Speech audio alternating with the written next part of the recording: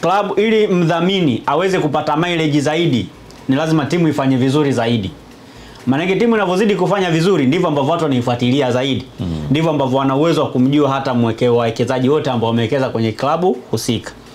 Sasa angalia maeneo nyeti ambao wameenda kuwekeza. Simba ikianza ujenzi wa uwanja itakuwa story mpaka siku ya mwisho ya uwanja utakaofanywa maboresho tena. Manake Jairut itaishi miaka zaidi ya 20 mpaka 30 inazungumzwa kwenye uwanja wa ambao upo kwenye klabu ya Simba.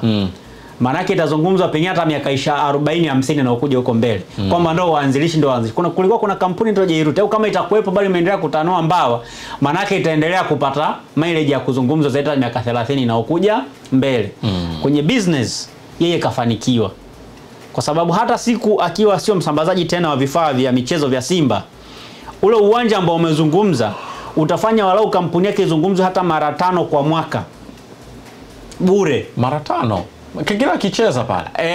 Yani manake yani mara 5 nimeweka kwamba kwenye kima cha chini. Yani itakuwa inazungumzwa walau mara 5 kwa mwaka kupitia uwanja wa Simba, hata kama uwekezaji wake umeshaisha ndani ya Simba.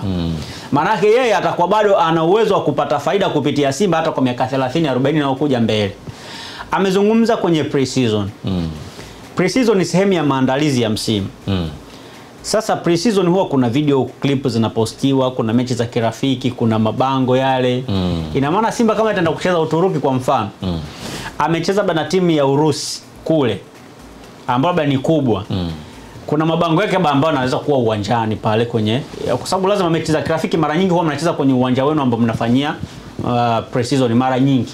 Zinakuwa hivyo. Kwa hiyo mtapata tena nafasi ya kumtangaza pia mdhamini wenu. Ina maana tayari anazidi kufanya nini? Kujitangaza. Kwamba tuko pre-season sasa, lakini pia mdhamini wetu na ni fulani bado tuko naye, ametusupport na vitu vingine kama hivyo. Tamasha la Simba Day ni tamasha ambalo huko linakokwenda mbele nina uhakika kwamba litakuja kupata wadhamini binafsi ambao atadhamini tu tamasha lenyewe, nina uhakika. Ndiyo. Lakini kwa sababu kwenye ule mkataba wa usambazaji wa vifaa kati ya Simba na Jairut, vya michezo kati ya Simba na Jairut, kuna sehemu ya kuongeza pesa kwenye tamasha la Simba Day.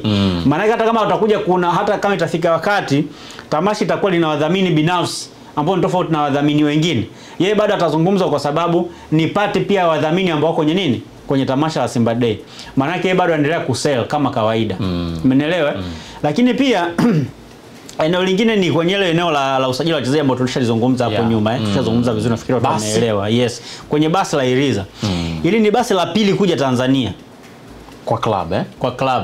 Kwanza hata mabasi ya usafiri sijawahi kuona kama kuna kampuni inatumia Iriza kwenye usafirisha abiria. Huwezi jua kama mimi nilikuwa sijui kuna mtu anaweza kuweka bilioni 38 na kampuni ngeni na ipo kumbe. Kwa sababu kwangu hii kampuni ngeni kweli kwenye michezo. Sasa kampuni ya Iriza hatujajua ni Iriza ipi.